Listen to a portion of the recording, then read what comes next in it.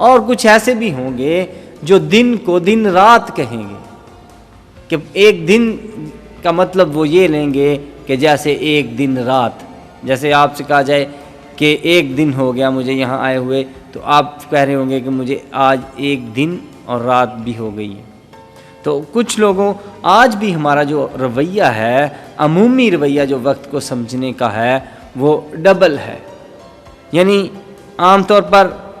آپ نے دن کی جو تعریفیں ہیں وہ مختلف لوگوں سے آپ کو مختلف ملیں گی۔ اسی طرح جیسا کہ اگر آپ لکھتے ہیں کہ 2 روزہ سیمینار، اب 2 روزہ سیمینار سے مطلب ہے کہ یہ 2 روز کے لیے سیمینار ہو رہا ہے۔ ایک عمومی رویہ یہ ہے کہ آپ اس فکرے کو غلط نہیں کہیں گے، لیکن جب آپ اسے چیک کریں گے، آپ خصوصی رویے میں جائیں گے تو آپ پوچھیں گے کہ سیمینار کس وقت سے لے کر کس وقت تک ہوگا، اور پھر آپ کو پتہ چلے گا کہ سیمینار صبح 8 سے لے کر دوپہر 2 بجے تک ہوگا۔ حالانکہ آپ نے ان 2 دنوں میں وقت کا صرف 8 گھنٹے استعمال کیے ہیں 24 گھنٹوں میں، پھر بھی آج اس موجودہ ترقی یافتہ دور میں رہتے ہوئے بھی آپ اس کے لیے 2 دن کا سیمینار ہی لکھیں گے، پڑھیں گے اور سمجھیں گے۔ بالکل اسی طرح جیسا کہ کہا جائے گا کہ 1 روزہ پہیہ جام ہڑتال، تو ایسا نہیں سوچا جائے گا کہ پورا 24 گھنٹہ جو ہے وہ ہڑتال رہے گی، بلکہ بالکل آپ اس بات کو یہی سمجھیں گے کہ صبح 8 سے لے کر اگر دوپہر 2 بجے تک بھی ٹرانسپورٹ جو ہے وہ بند رہی ہے تو ہڑتال جو ہے وہ مکمل ہو گئی ہے۔ یہ آپ کا عمومی رویہ ہے، حالانکہ آپ ایک ایسے دور میں وقت گزار رہے ہیں، ایک ایسے دور میں رہ رہے ہیں جہاں ٹائم کو آپ بہت ایکوریٹلی سمجھنے لگ گئے ہیں، اور بہت سی مثالیں ہیں۔ جیسا کہ لوگوں سے پوچھا جائے تو وہ بتاتے ہیں کہ جی جیسے کہ 17 دسمبر بتائیں گے کہ میرے نکاح کا دن ہے، حالانکہ ان کے نکاح کے لیے کچھ چند گھنٹے جو تھے وہ صرف ہوئے، لیکن انہوں نے اس پورے دن کو اپنے ساتھ اٹیچ کر لیا ہے، اور ایسی بہت سی باتیں ہیں۔ اسی طرح جب خصوصی رویے کی طرف آپ آتے ہیں تو پھر آپ ٹائم پوچھتے ہیں، آپ ٹائم کے متعلق پوچھتے ہیں، کب سے کب تک یہ ہوگا، کتنے گھنٹے کے لیے ہوگا، کتنا وقت لگے گا، تو پھر ہمارا خصوصی رویہ جو ہے وہ شروع ہوتا ہے۔ لہٰذا اس بات کو سمجھنے کے لیے بھی ہمیں ان باتوں کو ذہن میں رکھنا چاہیے کہ یسوع مسیح نے یہ بائبل مقدس کے نظام وقت میں یہ بات کہی تھی کہ وہ 3 دن رات زمین کے اندر رہیں گے۔ لہٰذا اگر آپ اسے گھنٹوں میں ناپیں گے اور اس کے 24 گھنٹے 24 جمع 24 72 گھنٹے بنا کر سوچیں گے تو ایسا ممکن نہیں ہے، اور اس کو اس طرح سے سمجھنا جو ہے وہ جائز بھی نہیں ہے۔ ہم دیکھتے ہیں کہ یہودی جو ہیں وہ کس طرح سے دنوں کو گنا کرتے تھے، یعنی کہ وہ اگر دن کا کچھ حصہ بھی استعمال ہو جائے تو وہ اس کو ایک دن گنا کرتے ہیں۔ کیا آپ بائبل مقدس میں سے کچھ ایسے واقعات بتا سکتے ہیں جہاں ہمارے ناظرین کو یہ پتہ چلے کہ بائبل مقدس میں دنوں کو کیسے گنا گیا ہے؟ میں آپ کو بتا رہا تھا کہ یہودی جو ہیں وہ جب دن کے تھوڑے سے حصے کو بھی پورا دن ہی گنا کرتے تھے، اور اس وقت تک جب کہ یہ واقعہ پیش آیا ٹائم کو سمجھنے کا اس قدر جدید نظام واضح نہیں ہوا تھا۔ لہٰذا اگر آپ آج بھی دیکھیں تو یہودیوں کے ہاں دنوں کو گننے کی جو رسومات ہیں یا دنوں کو گننے کا جو طریقہ کار ہے وہ آج بھی سیم ہی ہے۔ اگر آپ اعمال 10 باب میں دیکھیں تو وہاں پہ ہمیں ایک شخص کا ذکر ملتا ہے جس کا نام کرنیلیس تھا، اور کرنیلیس جو ہے وہ پلٹن کا صوبیدار تھا، اور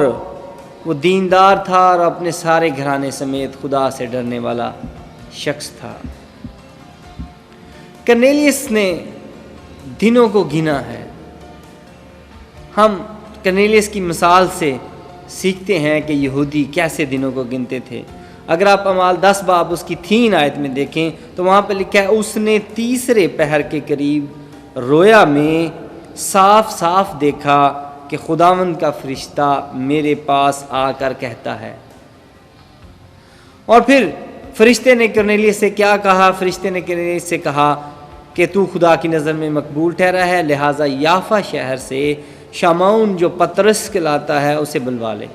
اور کرنیلیس نے 2 نوکر جو تھے انہیں یافا شہر کی طرف بھیجا اور خود اپنی رویا جو تھی اس نے جس دن دیکھی تھی، اور جب پطرس اس کے پاس آ گیا تو اس نے اسے دن گن کر بتائے کہ آج اتنے دن ہوئے کہ میں نے یہ رویا دیکھی تھی. اور اگر آپ اعمال 10 باب اس کی 9 آیت میں دیکھیں تو وہاں پہ لکھا ہے دوسرے دن جب وہ راہ میں تھے اور شہر کے نزدیک پہنچے تو پطرس دوپہر کے قریب کوٹھے پر دعا کرنے کو چڑھا. اب کرنیلیس نے اس کو دوسرا دن گنا ہے. اور پھر ہم دیکھتے ہیں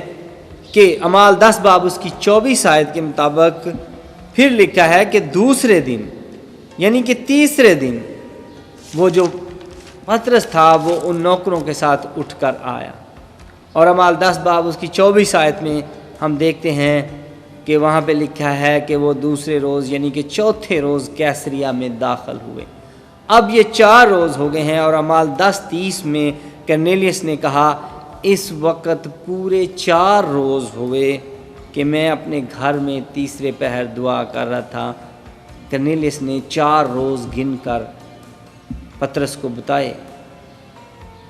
حالانکہ اس نے اگر آپ دیکھیں تو جب بھی اس نے تیسرے پہر رویا دیکھی تھی، دن کے آخری حصے میں اس نے رویا دیکھی، لیکن جب اس نے دنوں کو گنا ہے تو اس نے اس کو 1 دن گنا. اور صبح 10 بجے کے قریب تقریباً